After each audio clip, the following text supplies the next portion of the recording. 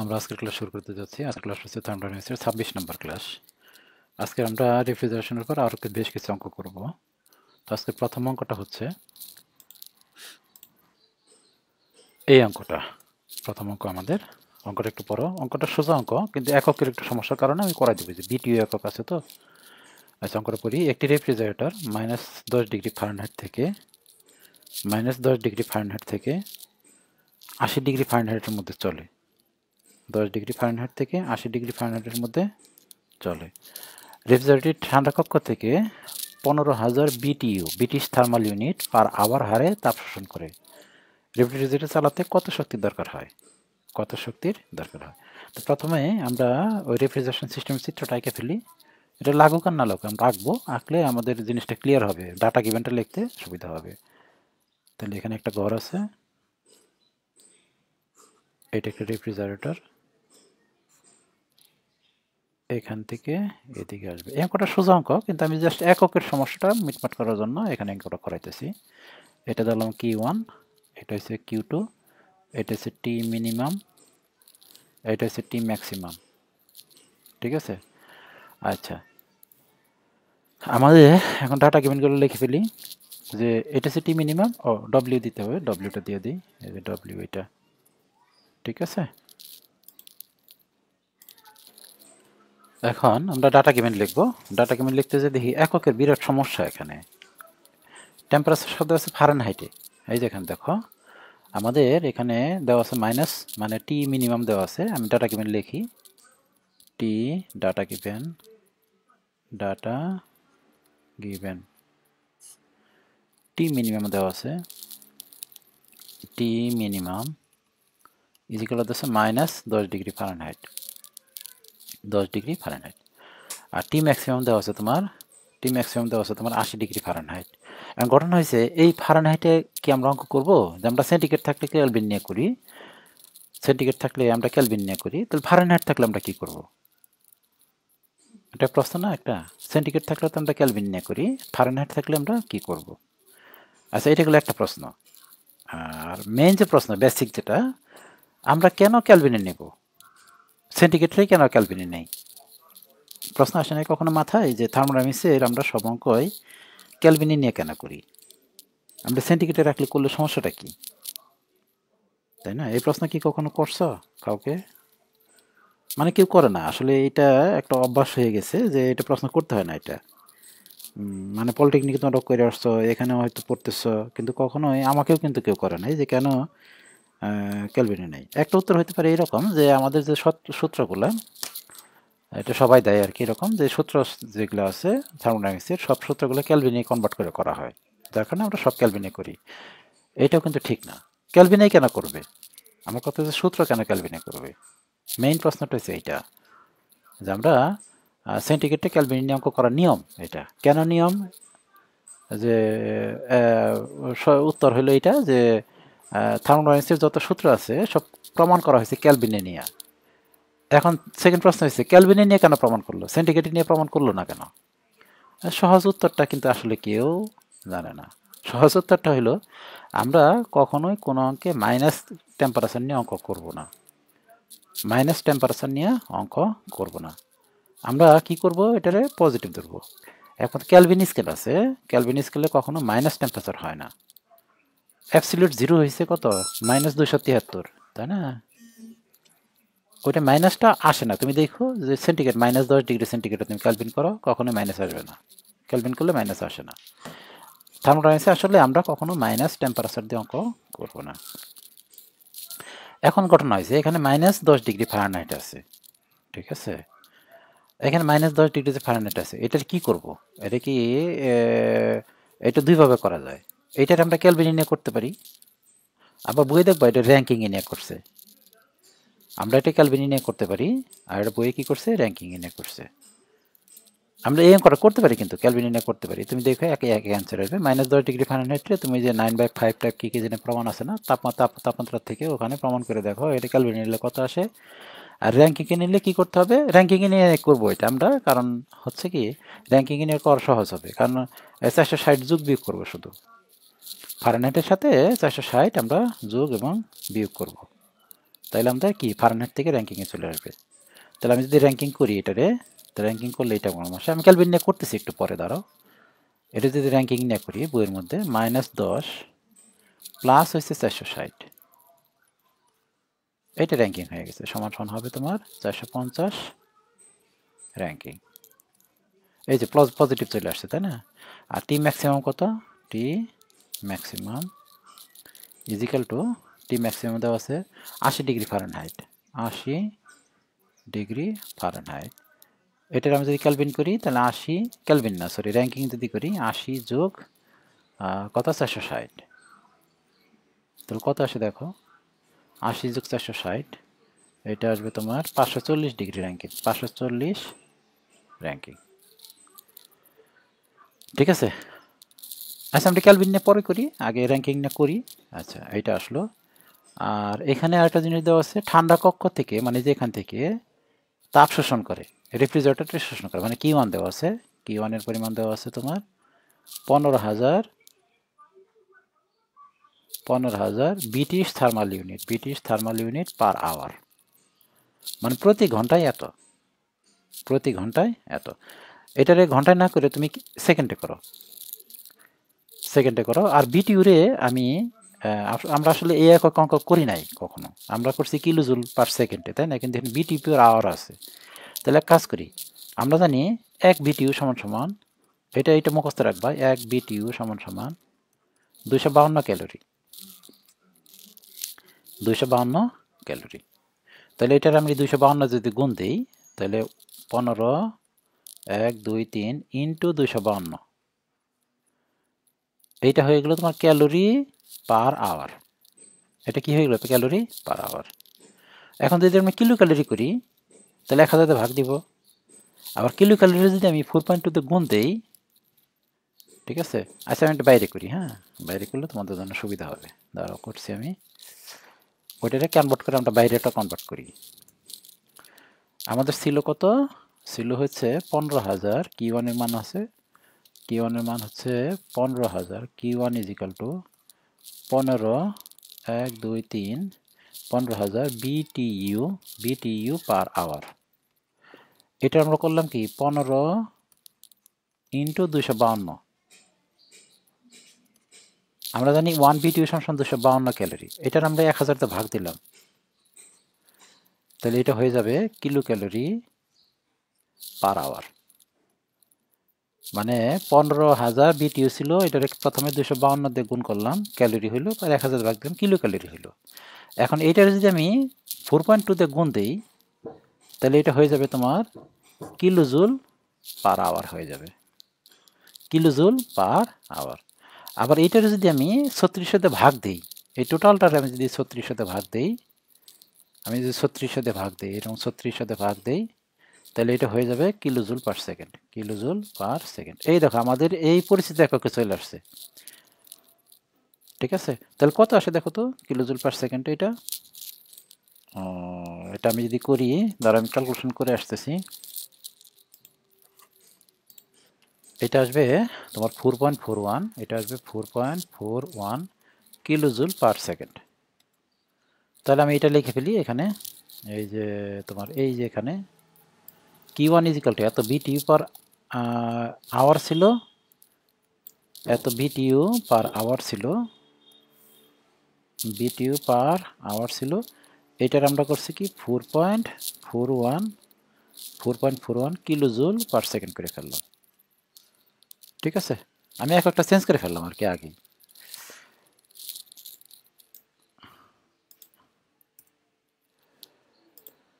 ওকে, আচ্ছা আমাদের কি বের করতে বলে, রেফ্রিজারেটর তাহলে কত শক্তির দরকার, ডব্লিউ কত, এটা বের করতে বলছে, ডব্লিউ ইজিক্যাল টু হোয়াট। ওকে, এখন ঘটনা হচ্ছে যে ডব্লিউ বের করতে গেলে আমাদের প্রথমে কপ লাগবে, কপটা বের করি আগে, কপ ইজিক্যাল টু Q1, না না সরি, টি মিনিমাম, এখান থেকে না রেফ্রিজারেশনটা তো এখান থেকে চলবে, টি মিনিমাম নিচে টি ম্যাক্সিমাম মাইনাস টি মিনিমাম, এটা তাই না? এখান থেকে যদি করি তাহলে আসবে তোমার 450 উপরে, আর নিচে হবে 540 মাইনাস 450, এখান থেকে কপ আসবে তোমার 5, কপটা কত আসছে 5। এখন আমরা এগেইন আবার কপ লিখব, কপ ইজ ইকুয়াল টু হবে Q1 ভাগ W, Q1 ভাগ W। আমাদের তো এই ডব্লিউটা বের করতে হবে, তাহলে মান বসাই দিই। কপের মান হচ্ছে 5 ইজ ইকুয়াল টু Q1 এর মান আমরা বের করছি দেখো 4.41 আর ডব্লিউ। সুতরাং ডব্লিউ ইজ ইকুয়াল টু কত আসবে, এই যে তোমার 4.41 রে, এই 4.41 ভাগ হচ্ছে 5, তাহলে আসবে তোমার 0.882 কিলোওয়াট, 0.882 কিলোওয়াট, এটাই আনসার। ঠিক আছে, বুঝছো তো? কিন্তু সমস্যা হলো আমরা কেন এটা র্যাঙ্কিং এনে করলাম, এটা কেলভিন এনে করলে কি হইতো, কেলভিন এনে করি তাহলে এইটুকু আমার এই যে এইটুকু শুধু এইটুকু কেলভিন এনে যদি করি তাহলে এরকম আসবে দেখো। আচ্ছা প্রথমে তাহলে 10 ডিগ্রি ফারেনহাইটে কেলভিনে করি আমরা এখানে ই না করে এটা কেলভিনে করব, এইটার আমরা কেলভিন করব। ঠিক আছে, আচ্ছা কেলভিন যদি করি তাহলে এটা আসবে 10 ডিগ্রি ফারেনহাইট, এই 10 ডিগ্রি ফারেনহাইট এটা যদি কেলভিন করি তাহলে আসবে 250, কাছাকাছি 250-এর মতো আসবে, হুবহু 250 আসবে না, এইটা আসবে 250-এর কাছাকাছি আসবে। আমি 250-ই লিখি, হ্যাঁ ক্যালকুলেশনের সুবিধার্থে আমি লিখলাম 250 কেলভিন। এটা কীভাবে হয়, ওই যে তাপমাত্রা থার্মোমিটার যে চ্যাপ্টার আছে ওখান থেকে ফারেনহাইটটা কীভাবে ক্যালভিন করে দেখে নিও। আর 80 ডিগ্রি ফারেনহাইটে যদি ক্যালভিন করি তাহলে আসবে 300, কাছাকাছি 300 আসবে না, 300 কাছাকাছি আসবে 300 ক্যালভিন। ওকে, তাহলে আমরা ক্যালভিন নিয়ে যদি করি, এখন যদি আবার করি কপ is equal to T minimum বা T maximum minus T minimum. এই যে ক্যালভিন নিয়ে করলে কি মাইনাস আসছে, ফারেনহাইটে ক্যালভিন করছে মাইনাস আসে না, মাইনাসটা বাদ হয়ে গেছে, তাহলে হবে টি মিনিমামের মান কত 250 আর টি ম্যাক্সিমাম মান হচ্ছে 300 মাইনাস 250। দেখো এখানে 450, 540, 450, কিন্তু এখানে অন্যরকম কিছু আসতেছে তাই না, কিন্তু আমরা হিসাবটা করি দেখি। ধরো ক্যালকুলেটর নিতেছি আমি, 250 ভাগ হচ্ছে 300 মাইনাস হয়েছে 250 হওয়ার কথা, দেখি কি হয়। এই যে 5 চলে আসছে, দেখো খেয়াল করে, এখানে কত আসছিল 5 আসছিল, এখানে দেখো 5 আসছে, তো বাকিটাতে একই আসবে। তার মানে আমরা ডিগ্রি ফারেনহাইটে থাকলে আমরা র্যাঙ্কিং নিয়ে করব, পজিটিভ আনবো, অথবা ক্যালভিন নিয়ে করলেও পজিটিভ আসবে, ক্যালভিন নিয়ে করলেও পজিটিভ। মোট কথা হচ্ছে আমাদের টেম্পারেচারটা নেগেটিভ রাখা যাবে না, আমাদের কি করতে হবে, পজিটিভ নিয়ে অঙ্ক করতে হবে। আশা করি বুঝতে পারছো। আমরা পরের অঙ্কে চলে যাই। পরের অঙ্কটা হচ্ছে এইটা, এটা একটা সোজা অঙ্ক, ভর্তি পরীক্ষা আসছে, এখানেও মানে তোমার এককের সমস্যা, এখানে পাউন্ডে আছে। দেখো গৃহে ব্যবহৃত একটি রেফ্রিজারেটর 40 ডিগ্রি সেন্টিগ্রেড তাপমাত্রায় 100 পাউন্ড পানিকে অর্ধ ঘন্টায় 10 ডিগ্রি সেন্টিগ্রেড তাপমাত্রায় ঠান্ডা করতে পারে। পাউন্ডে রাখা যাবে না, আমরা পরিচিত একক নিতে হবে, আমাদের কেজিতে নিয়ে আসবো, সমস্যা নাই। তুমি যদি বলো পাউন্ড রাখবা না, কেজিতে নিয়ে আসবো। আর ইহার ক্যাপাসিটি টনে প্রকাশ করতে বলছে। ক্যাপাসিটি মানে Q1, একটা রেফ্রিজারেটর ক্যাপাসিটি মানে Q1, এই যে ক্যাপাসিটি মানে হচ্ছে Q1, মনে রাখবা, এটা হচ্ছে ক্যাপাসিটি, মানে কতটুকু তাপ সে বের করতে পারে, এটাই তার ক্যাপাসিটি। ঠিক আছে, ধরো তুমি 10 কেজি ওজন মাথায় নিতে পারো, 10 কেজি, তাহলে তোমার ক্যাপাসিটি হচ্ছে 10 কেজি, তাই না? তাহলে একটা রেফ্রিজারেটর ক্যাপাসিটির কেন Q1 বলা হয় আমি দেখাই, দাঁড়াও। এই একটা রেফ্রিজারেটর নিতেছি আমরা, আর এটা হচ্ছে টি মিনিমাম, এটা টি ম্যাক্সিমাম, এটা ডব্লিউ, এটা হচ্ছে Q1 আর এটা Q2। একটা রেফ্রিজারেটরের কাজ কিন্তু Q1টা বের করা, একটা রেফ্রিজারেটরের কাজ কি Q1টা বের করা, মানে এখান থেকে ঠান্ডা থেকে যে কোল্ড, এটা কোল্ড কক্ষ থেকে তাপ বের করাটা রেফ্রিজারেটরের কাজ, মানে রেফ্রিজারেটরের ক্ষমতা ওখান থেকে বোঝা যায়। তো তুমি যদি 10 কেজি ওজনে মাথায় নিতে পারো, তো তোমার ক্যাপাসিটি 10 কেজি, এই রেফ্রিজারেটর Q1 পরিমাণ তাপ বের করতে পারে, তাহলে Q1টাই তার ক্যাপাসিটি। ঠিক আছে, তাহলে কি তার ক্যাপাসিটি কত, এত কিউ1, কিউ1টা যত যত আসবে তার ক্যাপাসিটি। কোনো রেফ্রিজারেটর আছে সে মাত্র 1 কিলো জুল তাপ ব্যয় করতে পারে, কোনো রেফ্রিজারেটর আছে 2 কিলো জুল তাপ ব্যয় করতে পারে, কোনো রেফ্রিজারেটর আছে 5 কিলোজুল তাপ ব্যয় করতে পারে। তাহলে কার ক্যাপাসিটি কীরকম, যে 1 কিলোজুল ব্যয় করে তার ক্যাপাসিটি কম, যে 3 কিলোজুল ব্যয় করে তার ক্যাপাসিটি বেশি। তাহলে কিউ1টা হয়েছে কি ক্যাপাসিটি, তাহলে আমাদের ক্যাপাসিটি বের করতে বলছে, মানে কিউ1 বের করতে বলছে আমাদের অঙ্কে, কিন্তু ক্যাপাসিটিটা কিসে প্রকাশ করতে বলছে, টনে প্রকাশ করতে বলছে, মানে টিআর, টন অফ রেফ্রিজারেশন প্রকাশ করতে বলছে। এটা আমরা পরে করি, টন অফ রেফ্রিজারেশন কীভাবে প্রকাশ করে, তার আগে কিউ1টা বের করি, আমরা ক্যাপাসিটিটা আগে বের করি। ক্যাপাসিটি মানে কিউ1, ডাটা গিভেন লিখে ফেলি। আচ্ছা, গৃহে ব্যবহৃত একটি রেফ্রিজারেটর 40 ডিগ্রি সেন্টিগ্রেড তাপমাত্রায় এত পানিকে অর্ধ ঘন্টায় 10 ডিগ্রি সেন্টিগ্রেড ঠান্ডা করতে পারে। এর ক্যাপাসিটি টনে প্রকাশ করো। আচ্ছা, আমরা এই রেফ্রিজারেটরের ভিতরে, এই যে ঠান্ডার ভিতরে যদি আমি পানি দেই, এটা যদি পানি দেই, কত ডিগ্রি পানি দেব, 40 ডিগ্রি সেন্টিগ্রেড তাপমাত্রায় পানি দেব। সে 40 ডিগ্রি সেন্টিগ্রেড তাপমাত্রা পানিরে 10 ডিগ্রি সেন্টিগ্রেড তাপমাত্রায় ঠান্ডা করতে পারে, 10 ডিগ্রি সেন্টিগ্রেড তাপমাত্রার পানিতে ঠান্ডা করতে পারে।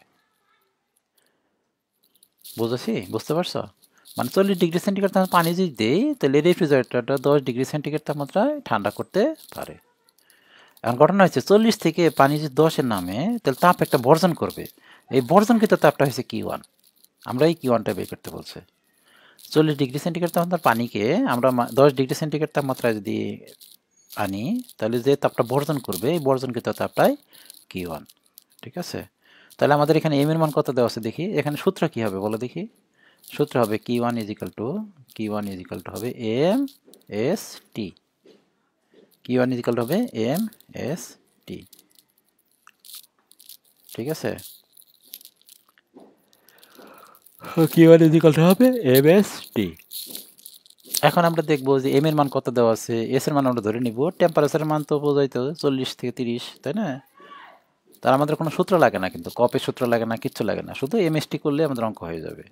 তাহলে এম কত দেওয়া আছে, ডাটা গিভেন লিখে ফেলি, দেখো ডাটা গিভেন, এম এর মান দেওয়া আছে তোমার, এম এর মান দেওয়া আছে 100 পাউন্ড পার 30 মিনিট। খেয়াল করে দেখো, 100 পাউন্ড পার 30 মিনিট, এই যে পানিকে অর্ধ ঘন্টায়, না না সরি এটা 30 মিনিটটা আমি এখন নাই না, এটা পরে আনি। তাহলে 100 পাউন্ড দেওয়া আছে, 100 পাউন্ড দেওয়া আছে, পরে করি, 100 পাউন্ড পার 30 মিনিট এটা পরে। তাহলে এম এর মান দেওয়া আছে কত, 100 পাউন্ড দেওয়া আছে। এখন 100 পাউন্ডে না রেখে আমরা যদি কেজিতে করি, আমি যদি পাউন্ডে করব না, তাহলে এটার কেজিতে করলে, তাহলে 100-র সাথে এই যেরকম গুণ দেবো, 100 ইন্টু 0.4536, এটা যদি করো তাহলে এটা কেজি হয়ে গেছে। তার মানে এই যে 0.453, মানে 1 পাউন্ড সমান 0.4536 কেজি, তাহলে 100 পাউন্ড সমান কত হবে, এটা সূত্র মুখস্থ রাখতে হবে, 0.4536, এটা তাহলে আসবে 45.36 কেজি, 45.36 কেজি। ঠিক আছে, 45.36 কেজি। আর এস এর মান কত হবে, এস এর মান হবে তোমার, তুমি কিসে করবা, ক্যালোরিতে করবা না কিলোজুলে করবা, যদি কিলোজুলে করি তাহলে আমাদের একক আসবে এরকম 4.2 kilojoule per KG degree Kelvin. আর টেম্পারেচার পার্থক্য কত আসবে, টেম্পারেচার পার্থক্য, এই যে টেম্পারেচার পার্থক্য 40 মাইনাস 10 সমান হবে 30 kelvin. 40 degree centigrade minus 10 degree centigrade আমি ক্যালভিন লিখলাম, কেন ক্যালভিন লিখলাম, কারণ আমি আগে একটা অঙ্কে বুঝাইছিলাম যে পার্থক্যের ক্ষেত্রে ক্যালভিন আর ডিগ্রি সেন্টিগ্রেড সমান।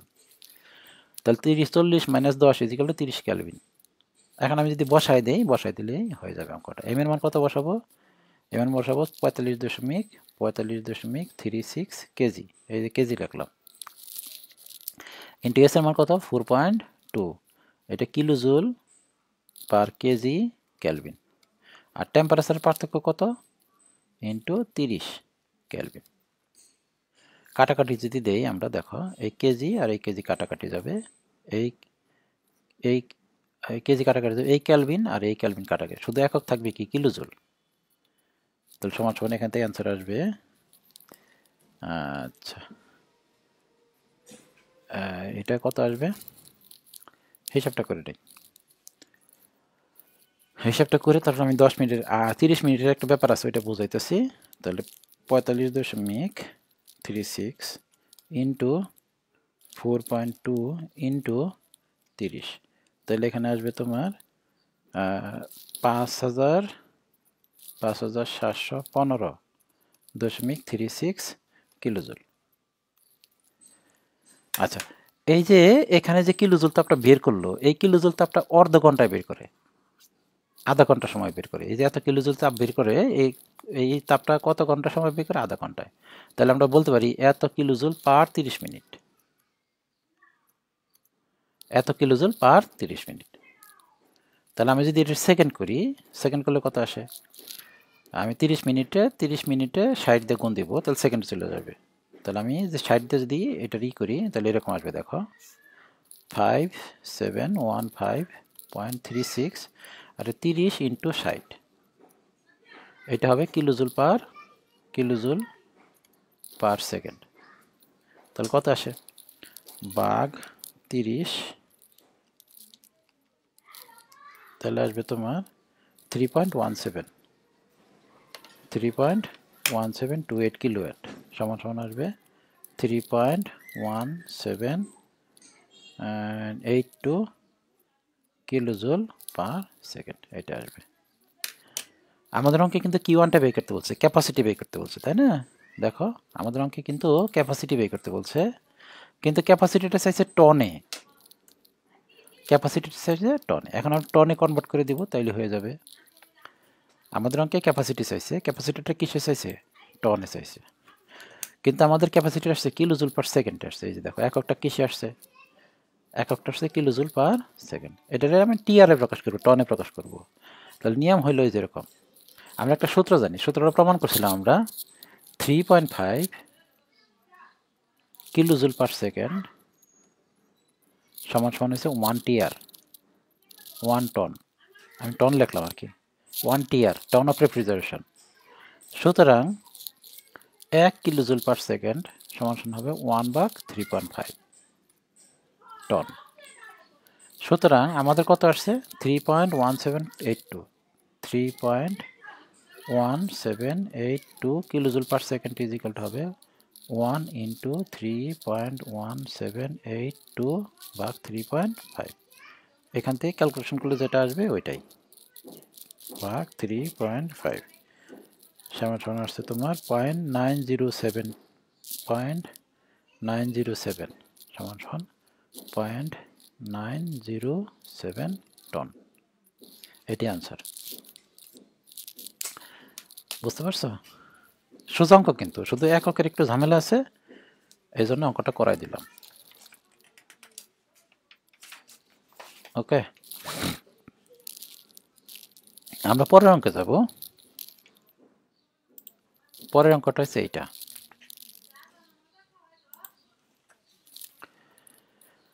যখন একটি রেফ্রিজারেটর -6 ডিগ্রি থেকে 25 ডিগ্রি সেন্টিগ্রেড তাপমাত্রায় চলে, তখন তার ক্যাপাসিটি 200 টিআর।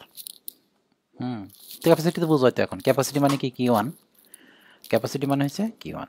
যদি পানির তাপমাত্রা 25 ডিগ্রি সেন্টিগ্রেড থাকে, তাহলে দৈনিক কত পরিমাণ বরফ প্রস্তুত করবে? ধরে এলো সাইকেলটি রিভার্স কনভার্টে চলে এবং বরফের সূত্রতা 335 কিলোজুল পার কেজি। এটা সোজা অঙ্ক, কিন্তু এই অঙ্কটা নিয়ে অনেকে পেঁচায় বেশি, যে বুঝতে চায় না। আসলে ক্যালোরিমিতেই বুঝতে হবে এই অঙ্কটা করতে গেলে, ঠিক আছে? আর এককের দিকে খেয়াল রাখতে হবে। আমরা একক লিখে লিখে যাব। আমরা দেখো এই যে যতগুলো অঙ্ক আমি করাইলাম তোমাদের অনলাইন ক্লাসে, আমি দরকার না হলেও কিন্তু সাথে একক লিখছি। খেয়াল করে দেখো তুমি, একটু আগে যে অঙ্কটা করালাম আমি একক লিখছি, কিন্তু সাথে দরকার না হলেও লিখছি আমি। অনেকে হয়তো বিরক্ত হয়েছে যে এতবার এই একক লেখার দরকার কি, সোজা জিনিস, তাই না? তোমার কাছে সোজা মনে হইতে পারে, কিন্তু আমি আসলে পারি না, কম পারি, তো যেমন আমি একক লিখে লিখে করি। এবং যারা একক লিখে লিখে করবে তারাই দেখবা যে পারবে, বেশি পারবে পরে। যেমন আমি এখন একক লিখে লিখে করতেছি, আমি ভবিষ্যতে তোমাদের সাথে ভালো পারবো। এখন তোমরা তো ভালো পারো, বেশি বোঝো না। এখন এই অঙ্কটা করবো আমরা একক লিখে লিখে করবো, একক না লিখলে কিন্তু বিরাট ভুল হয়ে যাবে। তো প্রথমে আমরা ডাটা গিভেনগুলো লিখে ফেলি কি কি দেওয়া আছে। তার আগে ওই চিত্রটা এঁকে ফেলি, রেফ্রিজারেশনের চিত্রটা যেটা ওইটা আঁকি। রেফ্রিজারেশনের যে চিত্রটা এটা হচ্ছে আর, এটা হচ্ছে ডব্লিউ।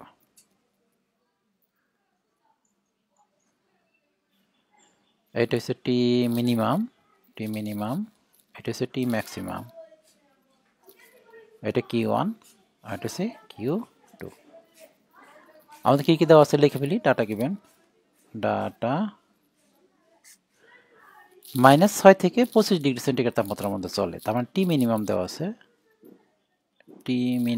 আছে, -6 ডিগ্রি সেন্টিগ্রেড, -6 ডিগ্রি সেন্টিগ্রেড সমান সমান এটা হয়েছে 266 কেলভিন, 266 কেলভিন।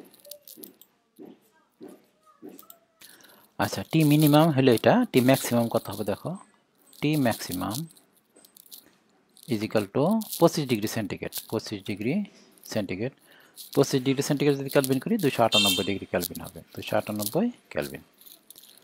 তার ক্যাপাসিটি 200 টিআর, 200 টিআর। তাহলে Q1 1 টিআর সমান সমান 1 টিআর সমান সমান 3.5 কিলোজুল পার সেকেন্ড, তাই না, কিলোজুল পার সেকেন্ড। সুতরাং 200 টিআর মানে কত হবে, 200 টিআর ইজ ইকাল টু হবে 200 ইন্টু 3.5, কত আসে দেখো তো, 200 ইন্টু 3.5 700 সমান 700 কিলোজুল পার সেকেন্ড। তার মানে এই 200 টিআর মানে এত। তাহলে আমরা বলতে পারি Q1 is equal two capacity, না এটা ক্যাপাসিটি মানে Q1 is equal two 700 kilojoule per second. Okay, 700 kilojoule per second.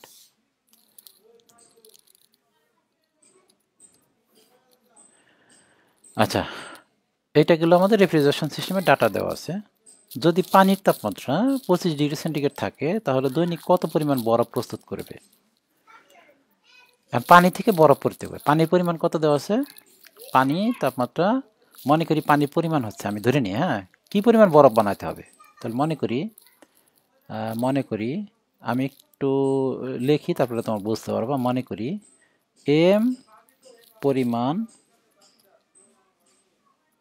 বরফ প্রস্তুত করবে,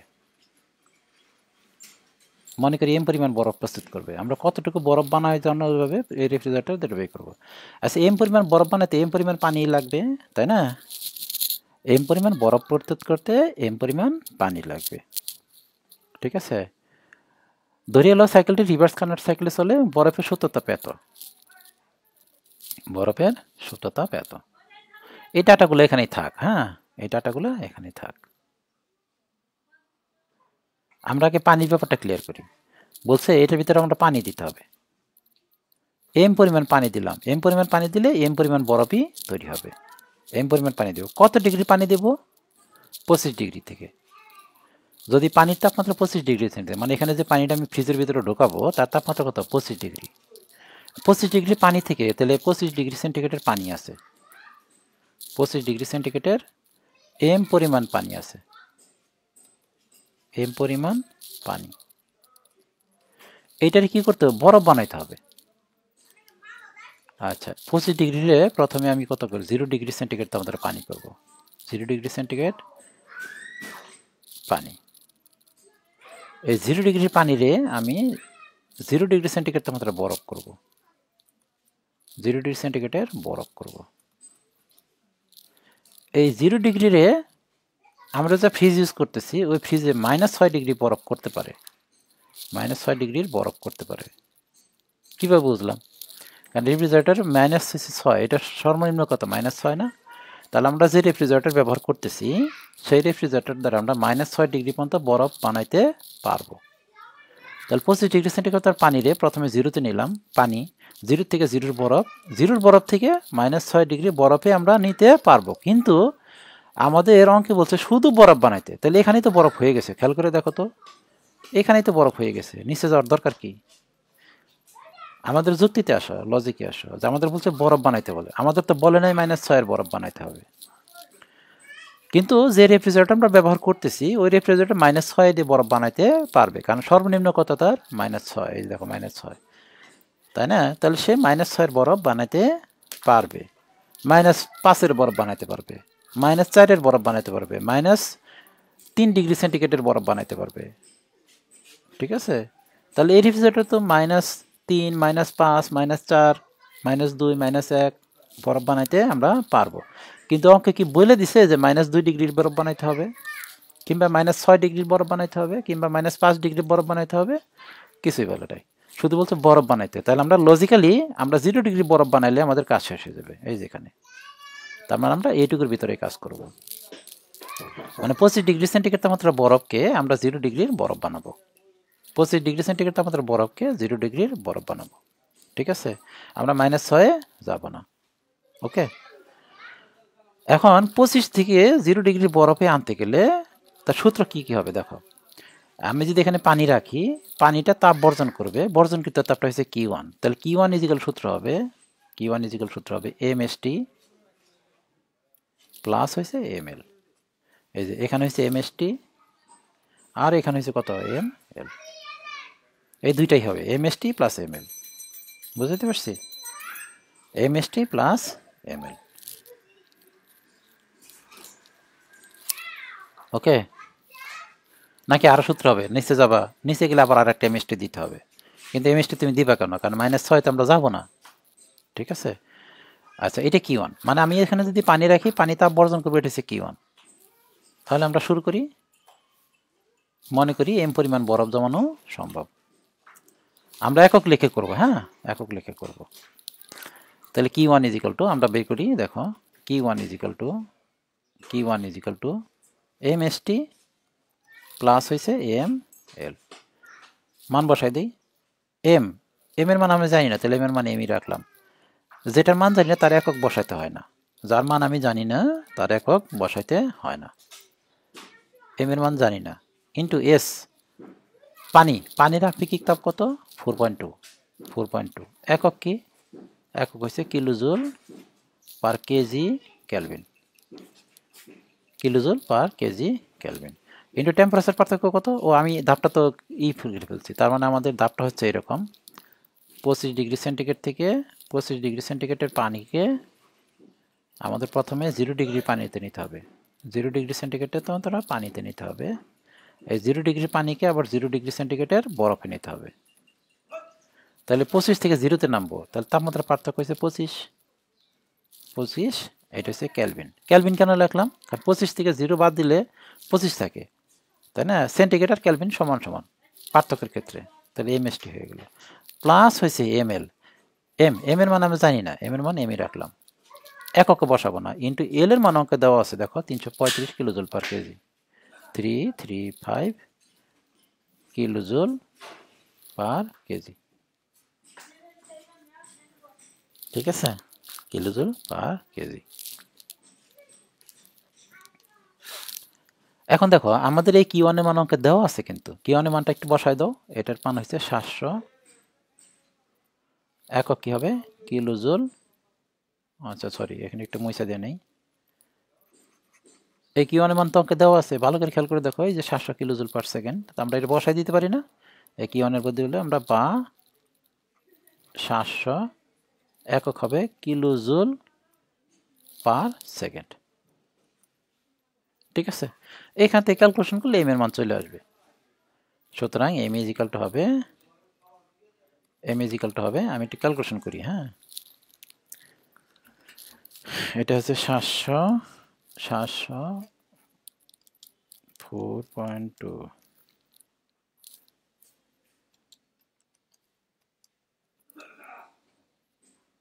ও ভুল হয়েছে, দাঁড়াও আমি ক্যালকুলেশন করে নেই,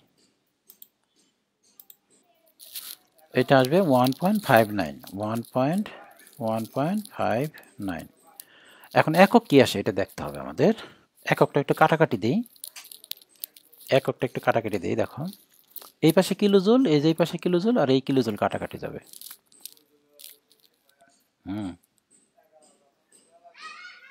এটাও কাটাকাটি, কারণ এটা যোগ হয়ে গেলে কিলোজুল কিলোজুল যোগ হয়ে যাবে না, এটা কাটাকাটি যাবে, কারণ কিলোজুল যদি কমন নেই এই পাশ থেকে, তাই না, তাহলে এই কিলোজুল সাথে এই কিলোজুল কাটাকাটি যাবে।